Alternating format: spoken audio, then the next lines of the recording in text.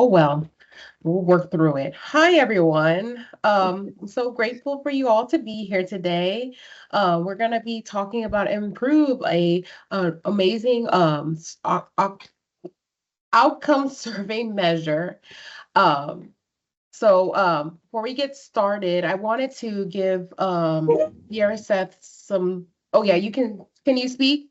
Yes. Can you Okay, hear I me? wanted to make sure. Yes, I wanted to give you some time to speak about and to share why you wanted to bring Improve to your subrecipients and providers in the state before we get Thank started. you. Thank you, Jasmine. Hello, everyone. If you could please put your name and your agency on the chat. I know that we do have an attendance list, but it would help me when I make note of who has participated. We are bringing the opportunity to participate. It's optional participation for right now in the Improve Outcomes Survey measurements. We want you guys to really take advantage of this platform. We are considering, depending on the outcomes and depending on what you guys tell us, but moving forward, we are thinking about making this required for our sub-grantees in the upcoming NOFO. So I really want you guys, if you're able to participate and implement this in your programs, kind of, I want to hear back from you guys. What's working, what's not working, what are you looking to track, um, let's we you guys all know that Nevada is doing an amazing job on what we do with our victims. We just need to be able to know, how can we measure satisfaction? How can we measure a progress with our services? So I invite you to be open-minded. I invite you to be receptive of the information, and please help out with any questions, any concerns, anything that you would like to see. And let's make Nevada shine. Let's have data so that we can show how great our services are. That's all I have to say for now. Please enjoy the presentation, ask questions, take it in, and let's move towards having measurement and outcomes and make our services more available to others. Thank you so much. Before we get started, I wanted to share who I am. My name is Jasmine Ingleton.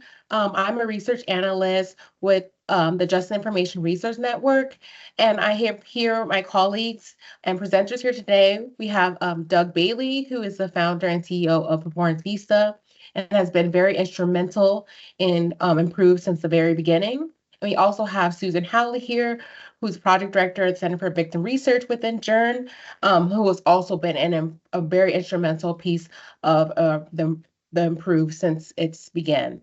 And I also just want to thank Seth and Carla for helping us bring this platform to you all. So let's get started. Hi, Jasmine. I'm here as well, too. Sorry. Oh, so sorry. Yes, and we have Lynn Langton, who's from RTI, who's a project director of Improve. And so I can pass it over to you, Lynn, if you feel ready to go ahead. That's all right. You're doing a great job introducing things. I'll just say hello to everyone, and you're welcome to continue on. All right. So before we get started, we wanted to just begin with acknowledging our funders and share that this project was initially funded by NIJ to develop and test a tool, and it's currently being funded by the Office of Victim Crime to support efforts to expand it to all victim service providers across the country. And so all our comments today are from us and do not necessarily reflect those of the Department of Justice and Office of Victims of Crime. So during this presentation today, we'll be talking about outcomes and why they're important to gauge and understand the effects of program services and on the lives of survivors. And then we're going to go and talk about Improve and share with you about the background, how it's what's useful for providers, how to utilize this tool, and what will be the next steps for you all attending here. And as we move through the presentation today, we're also going to be discussing um, we're giving you a little background about this new provider dashboard that we have for you to share, for you all to use as well, but that'll be later in the presentation. So let me move forward, and we're going to start off with a poll question, just to gauge why you decided to come here and attend this presentation. So let me get that launched and ready to go. All right. Should be ready, yes. So if you all could indicate like on the choices available, why you decided, what brought you here today, and then give you a couple seconds to answer and we can review that.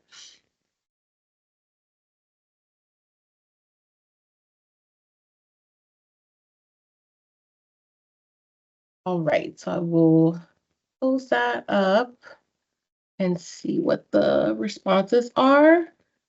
So I see a majority of you all shared that your agency is interested in outcome measurement, or you wanted to know more about outcome measurement for yourself.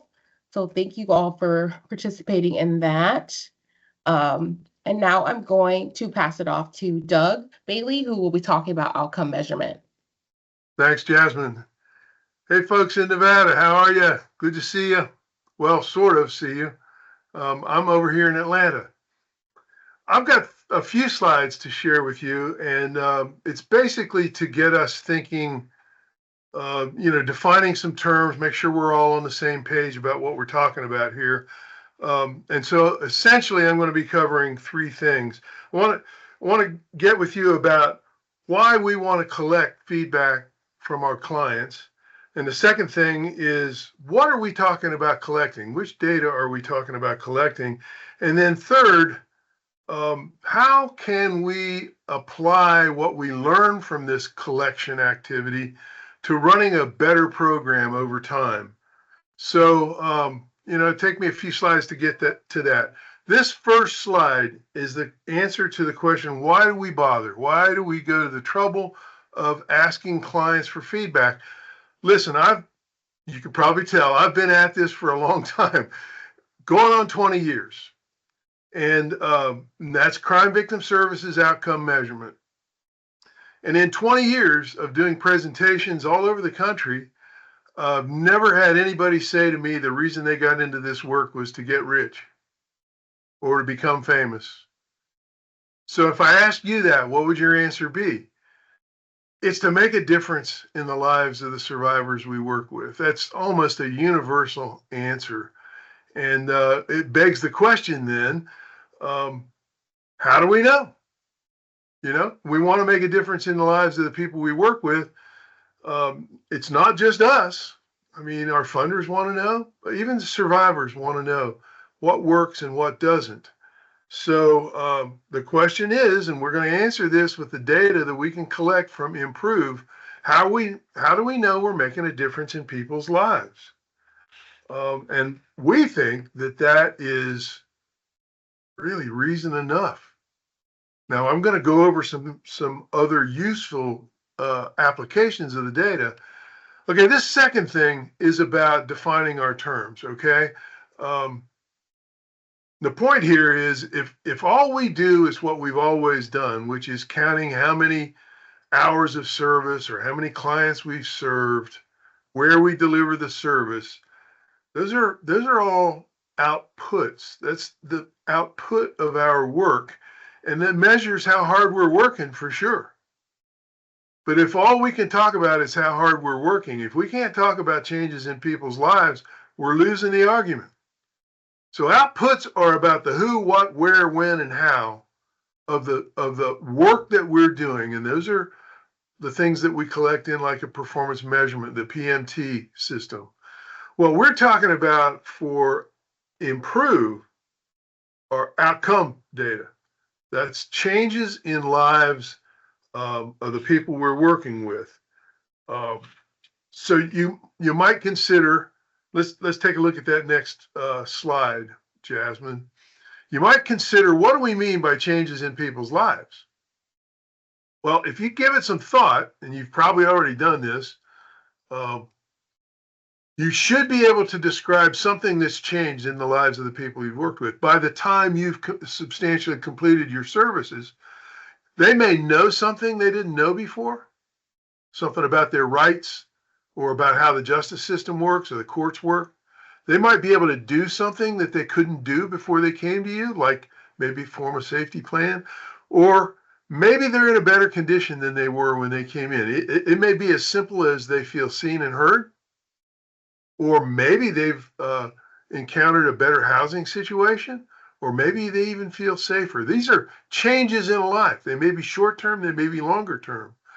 So what we'd like for you to do right now is take a minute, not a long exercise, jot into the chat box something that is a priority in your program for the kind of change you'd like to see in the lives of the survivors you're working with.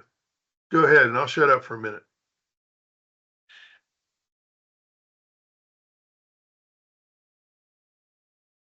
I can see they learned about the justice system, how the courts can step in and enforce protections. Absolutely, that's a change, especially for somebody that's not been involved with us before.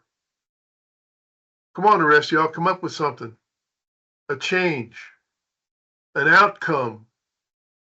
So we're not talking about our behavior, not about our work. We're talking about what a survivor could report is in the way of change. Okay, financial independence, absolutely. An ability to navigate those legal issues, understand what they're getting into when they're approaching the court. Changes in a safety level. Man, we really want to see that. Yeah, drug addiction assistance, it might even be some progress or at least enrollment in drug treatment, drug addiction treatment. Assistance tells me it's about our work. Changes as a result of that would be the outcome we're talking about. Underserved populations feeling unseen and isolated. Okay, more affordable housing. These are the kinds of changes we're talking about. Absolutely. Okay, let's go on. That's good. Thank you for doing that. Let's go on to this. The third thing I said I wanted to share with you were some examples of how you can use these data. Let's say you've gone to the trouble of collecting outcome data. You've figured out the best time to ask your survivors, and you've gotten them to respond to you. You're listening. You're sending a message. You're listening to victims. Okay, and now you've got a database of the people that you work with commenting back to you about how they're seeing their lives change. How can you use that? We have suggested here 6 different ways that you can plow that learning, you're learning from your clients, back into program improvement. So let me quickly go over those 6 things. First thing, improve quality of services. You know, if you've got good representative feedback from your clients, you're going to be able to figure out where things are working well and where they're not working as well. And that's going to give you a kind of a to-do list of things you can do to improve. The second thing, boost staff team morale. There is a huge amount of value in hearing from clients how their lives are changing. Think about using that to recruit or to boost morale, to retain staff, to recruit volunteers, and find out the best ways to use those folks. It's amazingly powerful for staff to hear how they've been effective in helping to change people's lives. Third thing there, identify training needs. When we've got 10 measures and they're all coming in at 90% favorable but one, then that one is an area we can target in our next training.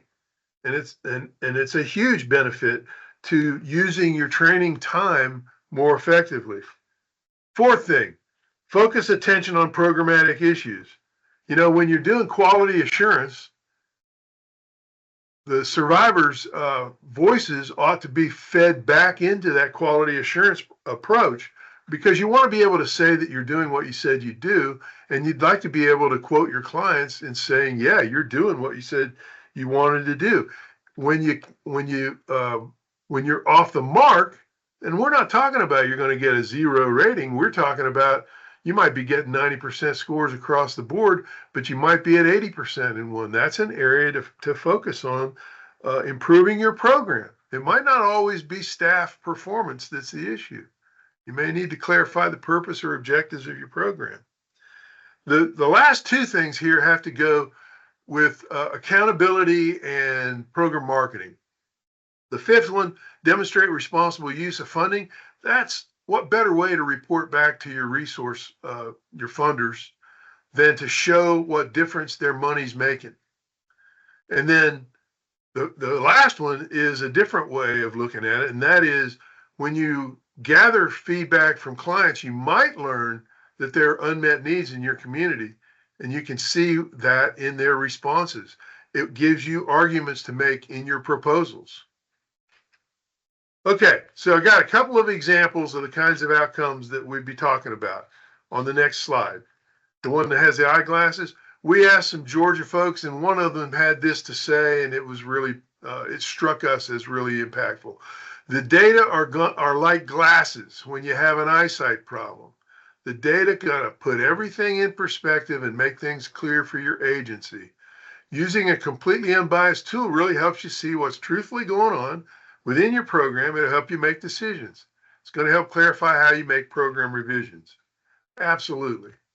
And then the last quote we had from another provider was this one. If we're all doing this together, we're going to learn so much. We could see trends across organizations. We could learn what we're missing and then could use that to help us and others across the board. That's the use of these data. It's not just to comply with the rules or the expectations. It's to plow that learning back into our performance. So that's what I got for you. It's time that we go to the next step. Jasmine? Right, sorry, y'all. Like there was a couple glitches going on in the background, but I'm gonna put up our last poll question for today, just to get a sense of who's currently surveying survivors, or if you have any type of surveying that you're doing currently. So, yeah, we want to just know, are you currently surveying survivors? If you have different types of surveys that you're using, outcome surveys, satisfaction surveys, just give you guys a couple seconds to fill that out and we can move forward.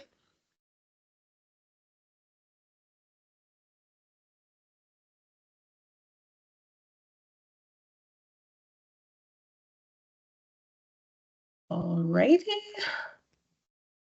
So the results are showing that a majority of you have some type of satisfaction only survey.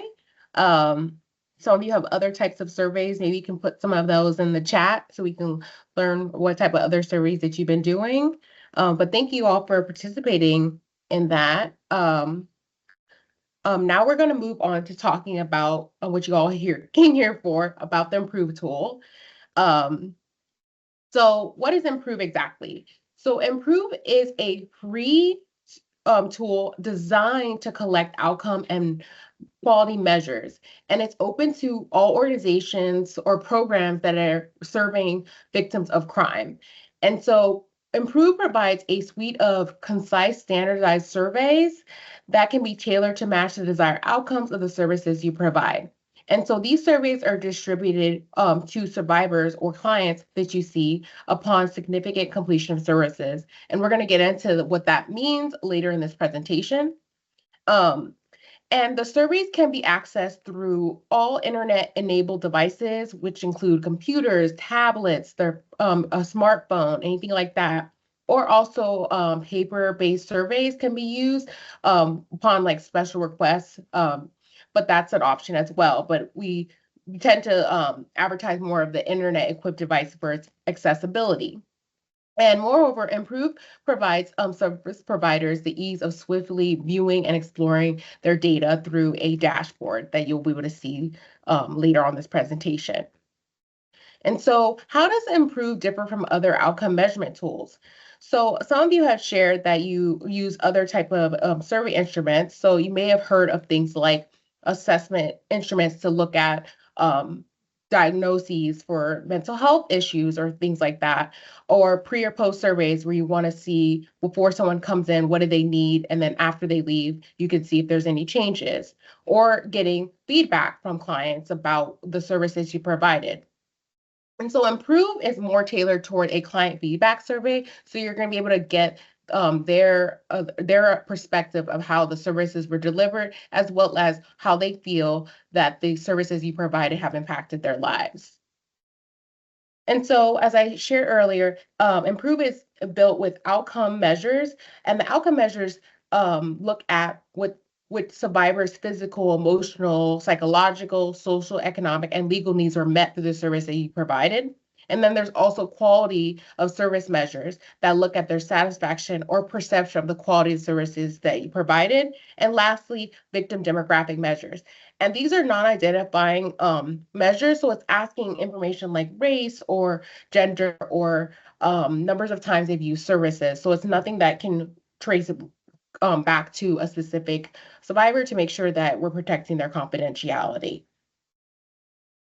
And so who is using IMPRoVE? So as you see from this chart here, you can see that there's a variety of different organization and organization types that are using IMPRoVE. So we have domestic violence services, but we also have community-based programs, human trafficking providers, or culture-specific programs. So this is not limited to only domestic violence or sexual assault providers, but it's really to anyone who is serving and providing direct services to people impacted by crime.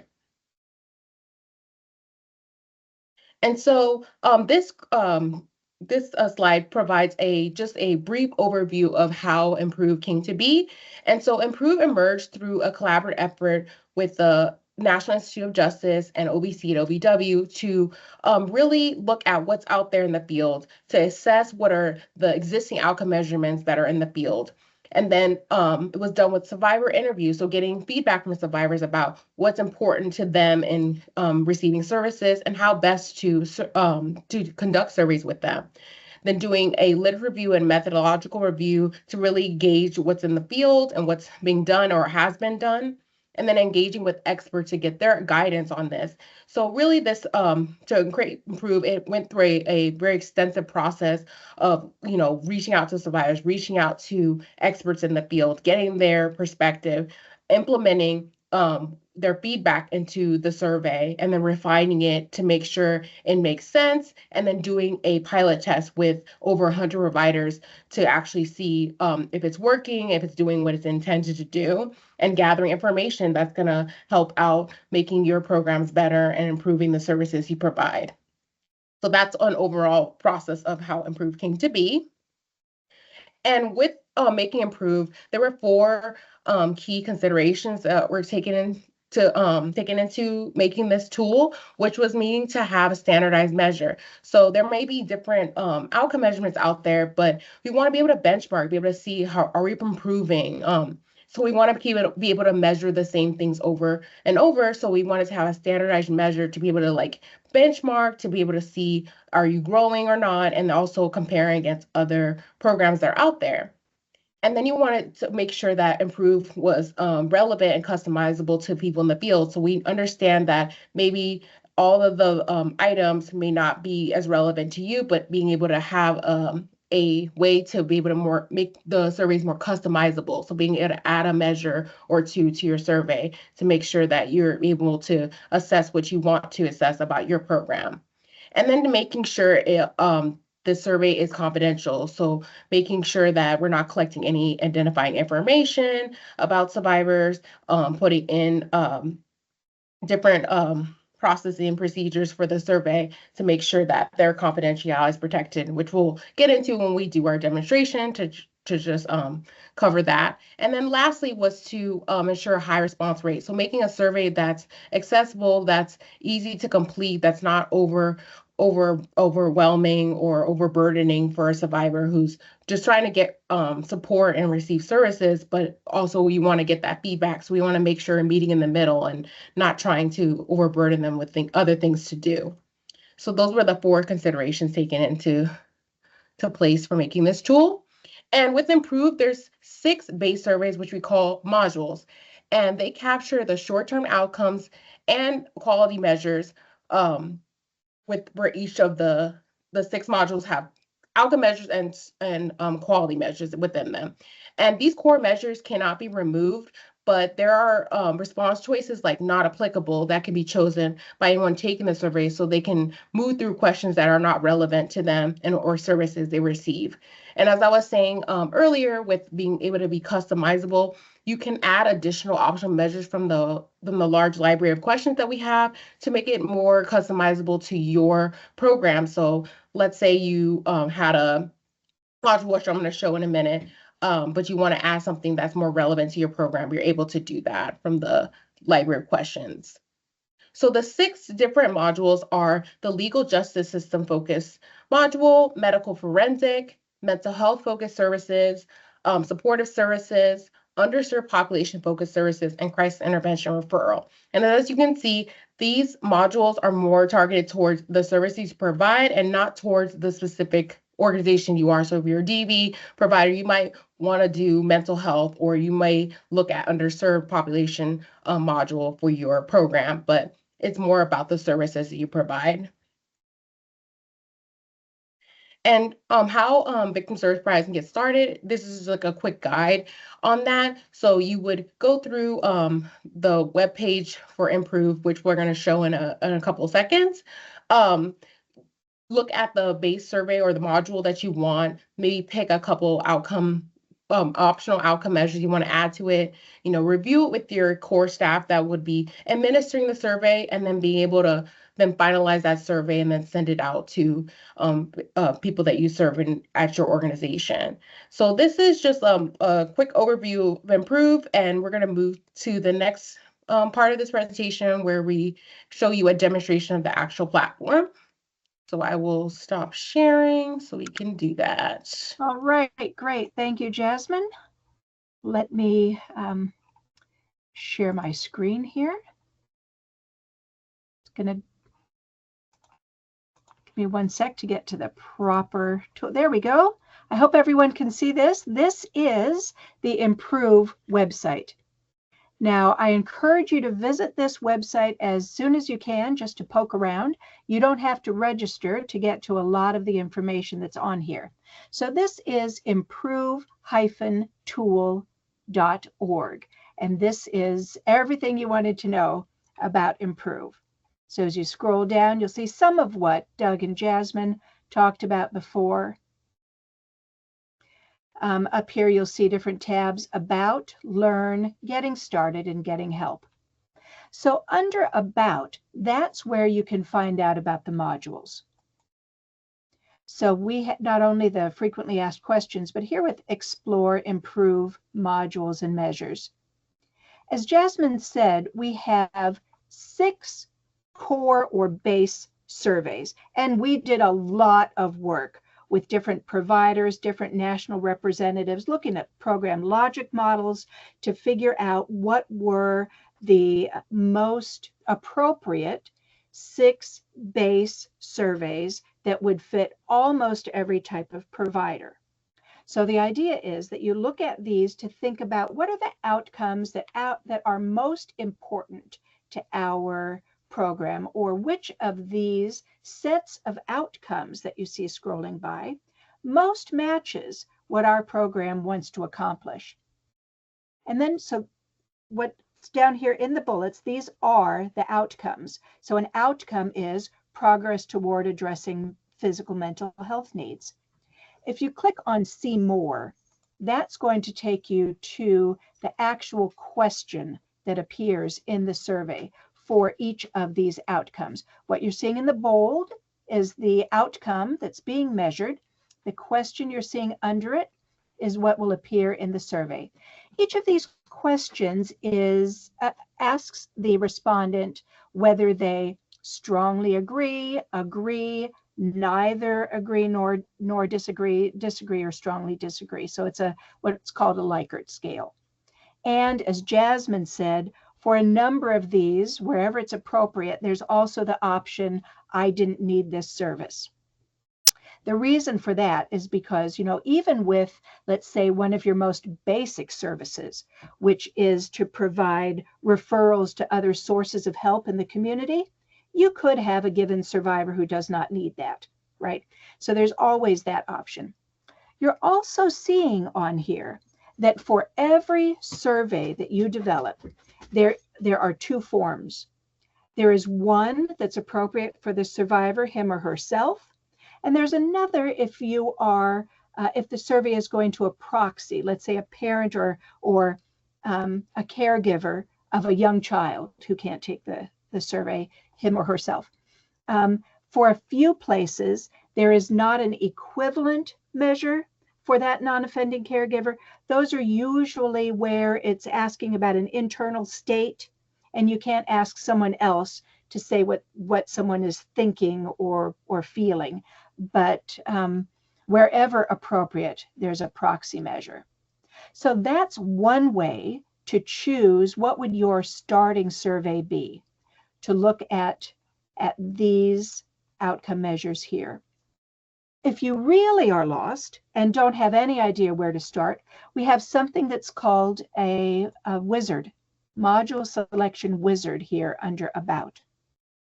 Now, what this wizard does is it just provides a series of a few questions and lets you think which of these is the most important to my program. So I'm going to click here, help me select core measures. And you read about what the intention of this wizard, and let's get started.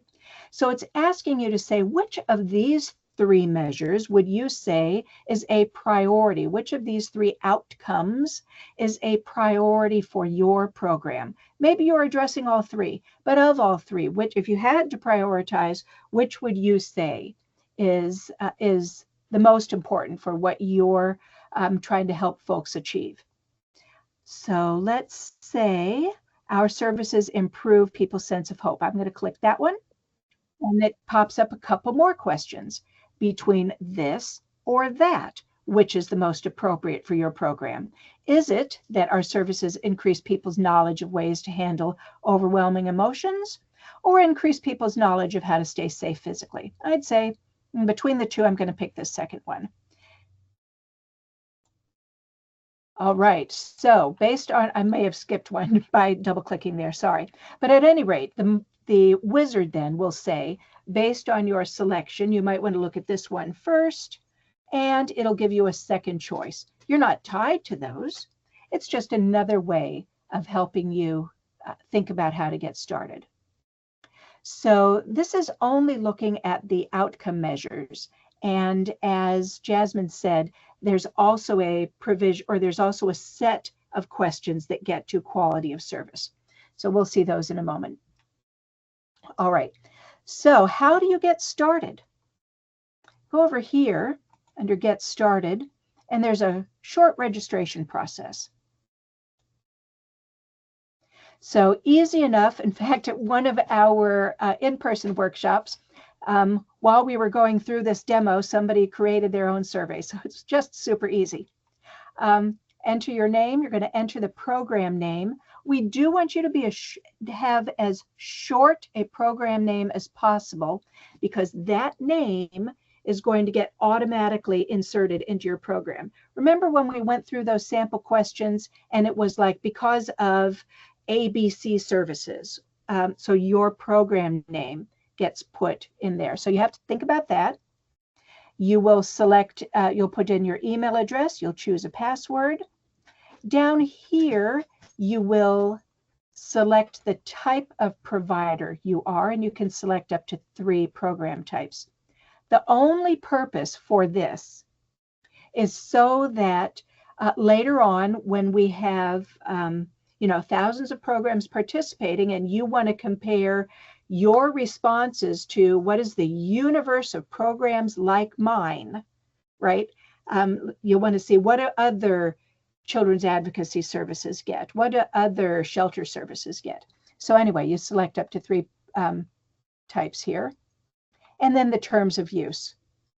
So this data is yours, right? We do not, no one else is going to be able to see the data collected for your program except you, unless at some point this becomes a condition of your funding, in which case your funder will see this as well.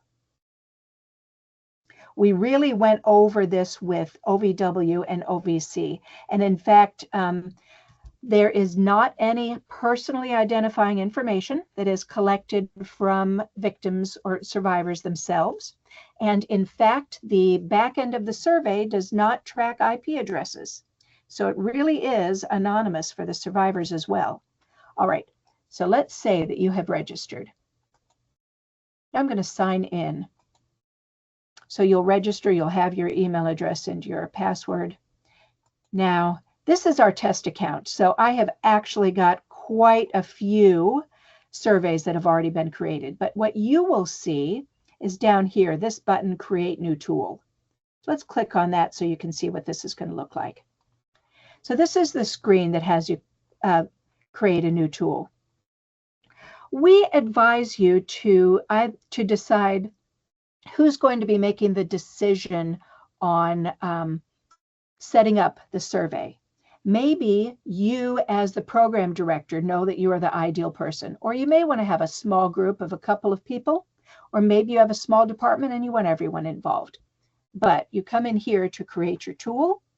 You want to name your survey. This survey name can be anything that you want. The survey name does not appear for the survivors or clients, but you might want to say North Office. Okay, maybe you have 2 different programs and you want to have a different survey for each location so that you can compare results. Whatever the survey name is, you would put it there. Then you'd come down here and select your starter module. So at this point, you have reviewed all of those starter modules and you say, I think crisis intervention and referral services is going to be the best match for our program. Over here, you'll see automatically what are all of the core measures that appear in that survey. As Jasmine said, you can't take out any of the core measures, but you can add to them. So let's say, okay, I have all of those things, but I want to add a few more things. I really like this hopeful measure. So I'm going to add the measure about feeling more hopeful, and maybe down under quality, it's really important to me that that people of different cultural backgrounds feel accepted. So I've got to select that one too. And then it will let you create your tool. So let me go back up to a tool that's previously been created. And I'll show you what one looks like. So let's go to here, this legal or justice system focused survey. Now you see that for each survey, it gives you 3 versions: a full survey version, a quality only version, and a demographics only. You might use the full survey, you might use the quality only survey in certain cases. You won't probably use the demographics only. But let me show you what the survey looks like. So this is what the survivor sees. It is deliberately very plain Jane, so that no one who is surfing over their shoulder can have any idea what they're doing, and so that it works really well on a smartphone or tablet. So they agree to take the survey. We ask them, are you taking it for yourself or for another person? And then they can start. Susan, while you're doing that, I just wanted to note that we do have a hand raised with a question. Oh, thank you, because I can't see those. Is the question appearing in chat, or are we able to call on someone? It's initials BS. You have your hand raised. Please feel free to jump in.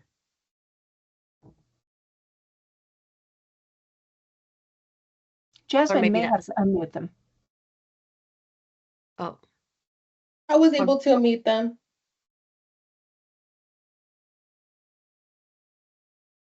Feel free to go ahead if you have a question or put it in chat. Oh, okay, no problem at all. All right. Sorry about that. Go ahead, Susan.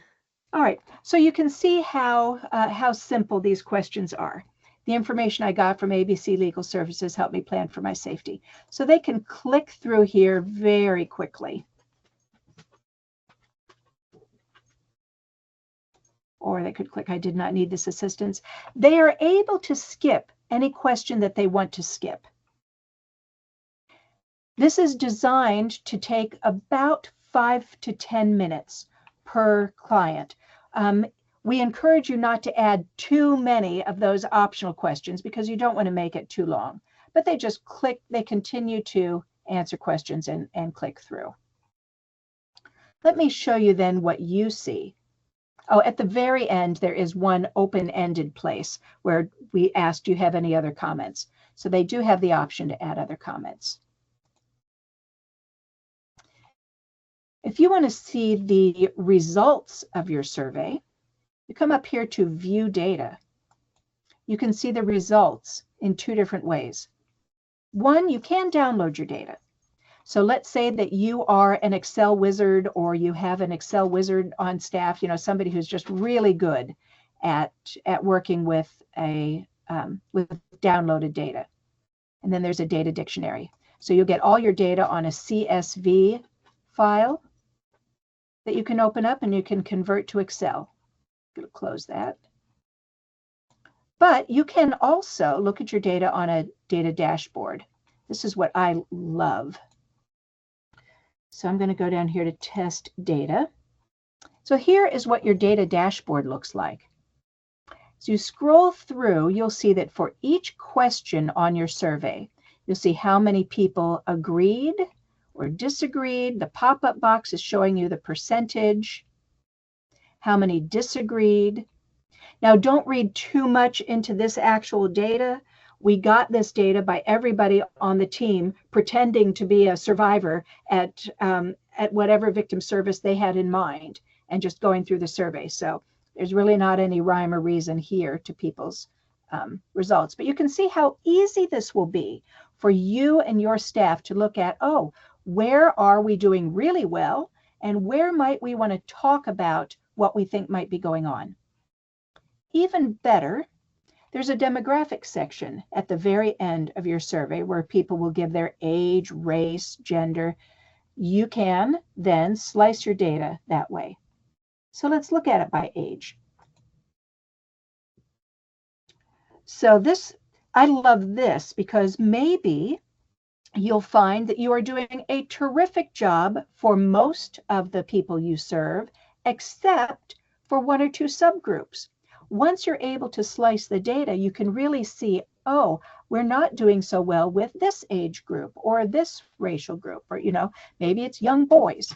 And that really gives you a place to focus your staff on what do we think might be going on, or to think about getting additional training or technical assistance, or think about putting in a request for funding to get a special program or a special staffer to meet that need. So you can slice your data that way. You can also look by crime type. You can look by duration of services, because we ask people, how long have you received services? Less than a week, 6 months to less than a year, right? How often did you receive services? Did you receive services primarily by the phone, video call, in person? You can look at all that, and you can look by date.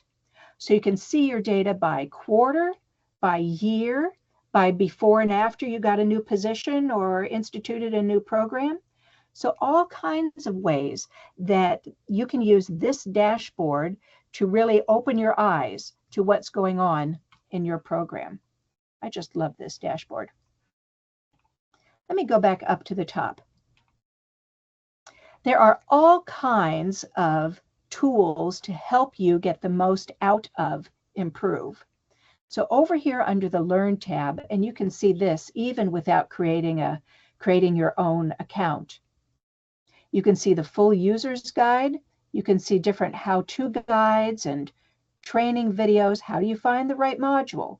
How do you create a tool? Or brief training videos. You can find out the next live trainings. You can get examples. You can find recorded trainings.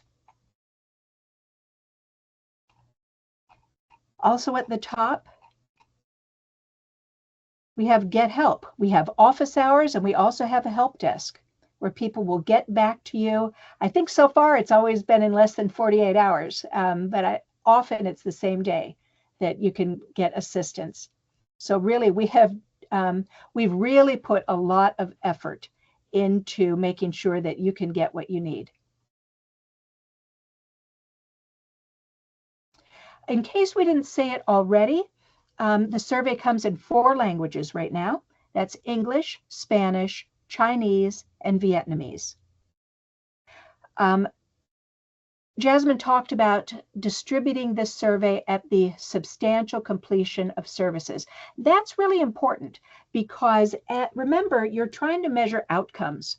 So if you only saw someone once or twice, maybe they're not going to have received the full benefit of your services. Let's say you're a counseling program and they came once and didn't come back. So asking them to talk about the outcomes of the services might not, you might not learn anything from them. For that person, you might want to only share the quality only survey. You know, did you feel respected? Did you feel that your needs were taken into account? Things like that. But we call it the substantial completion of services rather than the absolute completion of services, because as you know, there are a lot of people who you might see again in, 6 months later after they completed the course of services. You don't typically cut somebody off, but it also becomes more difficult to connect with somebody after they have stopped regularly using your services. So we are happy to work with you to think about when would substantial completion of services occur in your particular program. But this is also a great thing to just chat about with staff. When do we think would be a good time? Is it when someone has completed emergency shelter and their more permanent housing hasn't come through yet? Or in a criminal justice based program, is it after the trial or the plea but before the sentencing? So these are the things to think about when is the best time to distribute this survey. All right, I'm going to stop sharing and turn things back over to Jasmine.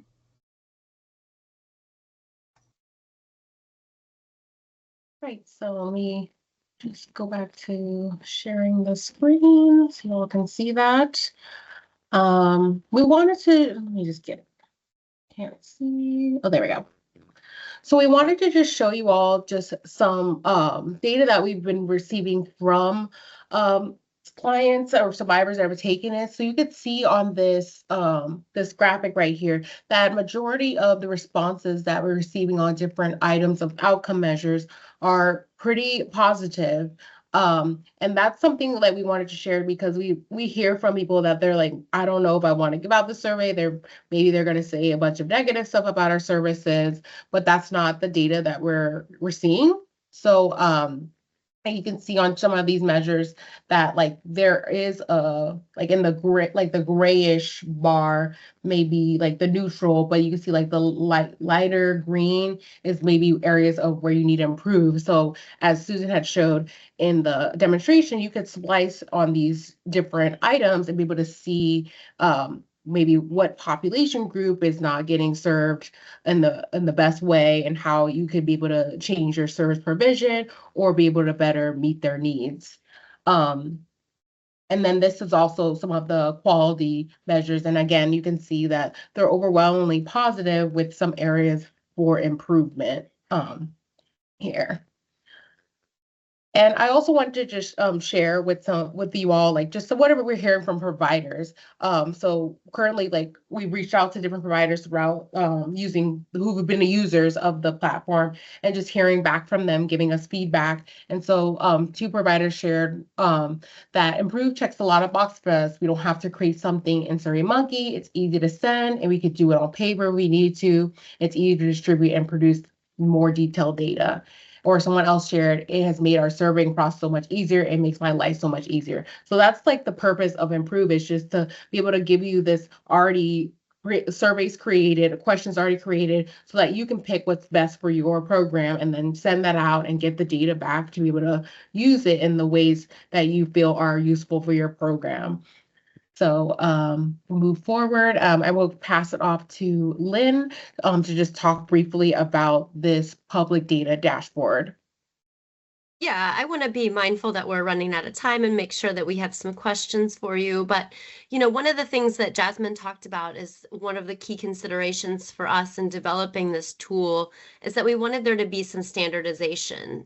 We wanted to take the burden off providers to make sure that you didn't have to create a survey from scratch, but also to make it so that the data could be rolled up to be used at the state level or at the national level as well. So not everyone is using a completely different survey, different outcome measures.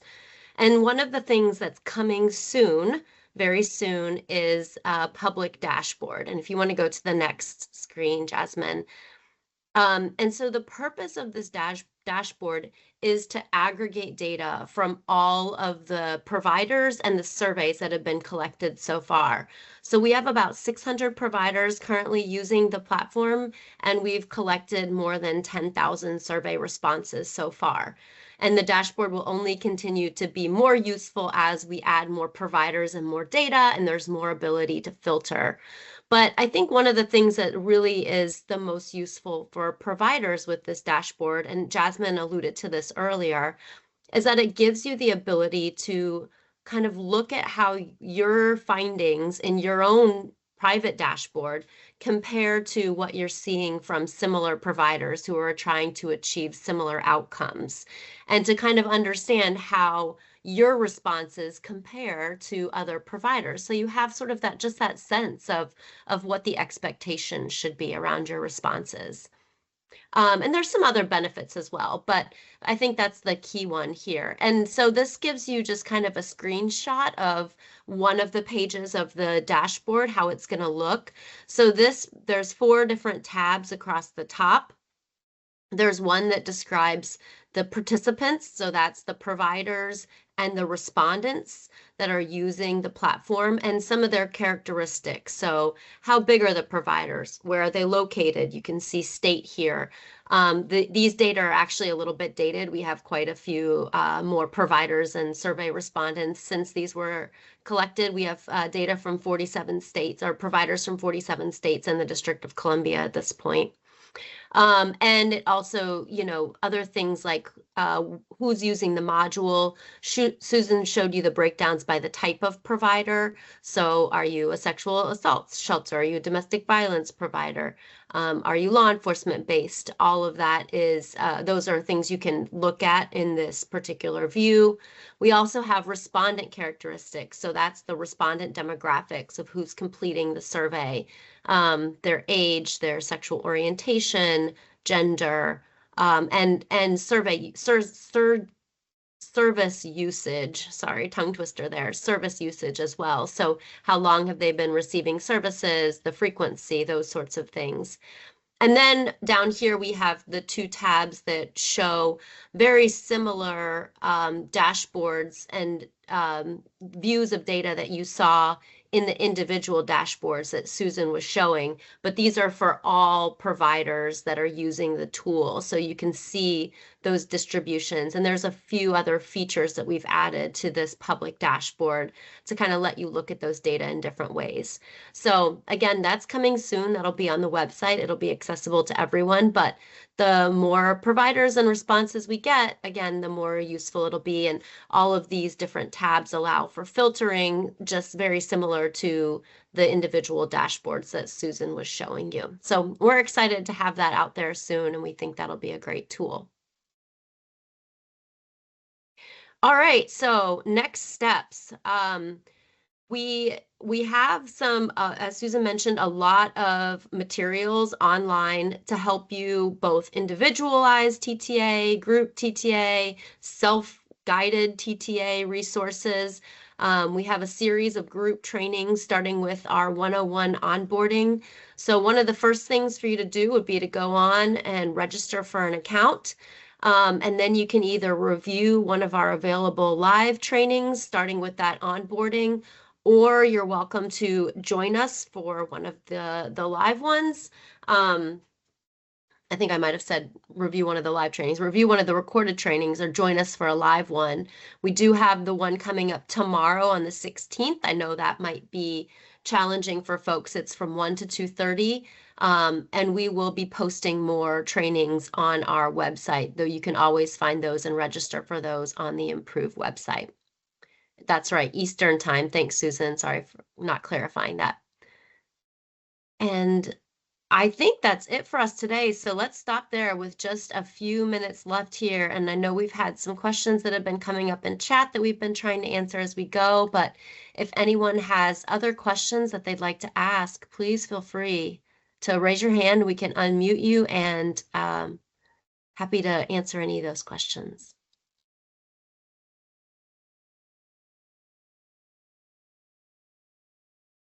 Cost free.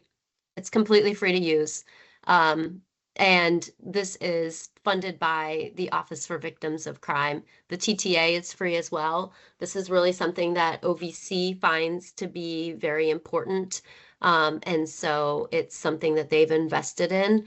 OVW as well invested in the initial project. And so that's how we're able to offer it to you for no cost.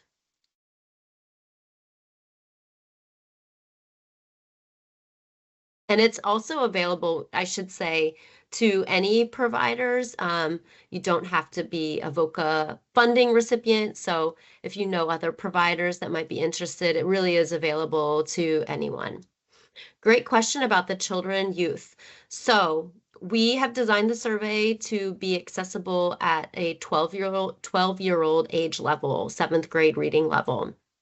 And so we provide some guidance around offering the survey. If, we recommend children under 12 that we have a proxy version. Susan kind of showed you a little bit of that a parent or guardian could complete on behalf of a child. 16 and up, we recommend that the individual survivor take it themselves. 12 to 16, we provide some guidance around that. It's sometimes kind of dependent on the individual and the provider and the services they're receiving, but it is designed to be accessible at that 12-year-old reading level.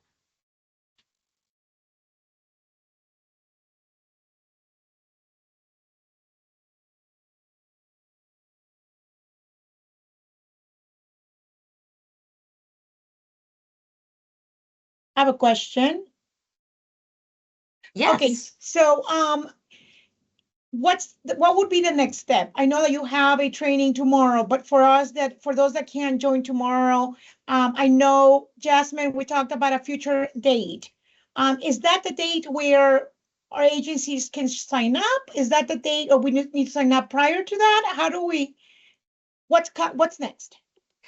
Yeah, that's a great question. So again, we do have the webinar tomorrow. We also set up webinars on a routine monthly basis. So we'll have another group email that's a group email. I'm sorry, I'm reading the chat as I'm talking. We'll have another group 101 training that'll be available in November and another one in December. But we're also happy to work with you all. And if you have a group of folks from Nevada who are interested in using the platform and registering for it, we're also happy to do a specific training for your providers as well. And Yes. in addition, yeah, sorry, go ahead. Oh yeah, I was saying like you had reached out about the office hours, so we're working on getting that scheduled. Yes. And we'll send a link. Okay, if you can send us a link for tomorrow's webinar for those that can and want to join. And I know that I think Jasmine and I are working on setting up one just for Nevada. If you guys want to also wait for that. Let me back up a little. We want you guys to try this. We went to the VOCA conference this year, and it was interesting to see other states compare data across, their surveys. And I was like, how can we get into the game? I feel that this is a perfect step towards understanding our data, understanding our satisfaction, and also being able to see what other states look like. I know that we have something very similar for the child welfare grants. So this is very unique to our victim services. So I think I really encourage everyone to pilot this project. We will have eventually another call just with us to see how you guys feel, what do you guys think. Obviously, before we make a decision to make this mandatory for our marriage license, BOCA and FIPSA. But you guys will have a chance to kind of meet with us and tell us how you feel before we make a decision. So if you have any questions, please feel free to reach out to Carla or I or the team that now you guys have contact with. Yes, and we'll also be sending you all the recordings. So if anyone did not attend today that registered, you can we can also get a copy of the recording so we can review on their own time. Thank you all for being here. And if you had any other questions, please feel free to reach out to the helpline, as you can see here. I will also put it in the chat so you can access. I'm not sure that. if this question got answered. The one that says you can send a survey link through a text or email or have it on a tablet or computer kiosk in your office. Can you do text or Yes, you text? You can. Okay, perfect. That was Yeah, actually one of our team answering that. Yeah. Yep. Oh, okay. Okay. Oh, yeah, that is true. It's hard to tell with chat. Oh, okay. No, thank you. That's all I have. Make sure you answer all our questions. Yes, all right. So thank you all. Yeah, thank you so much for your time and attention, and we look forward to seeing you at the upcoming office hours and one of the upcoming 101 trainings, and we'll be sending out more information about that. Thank you.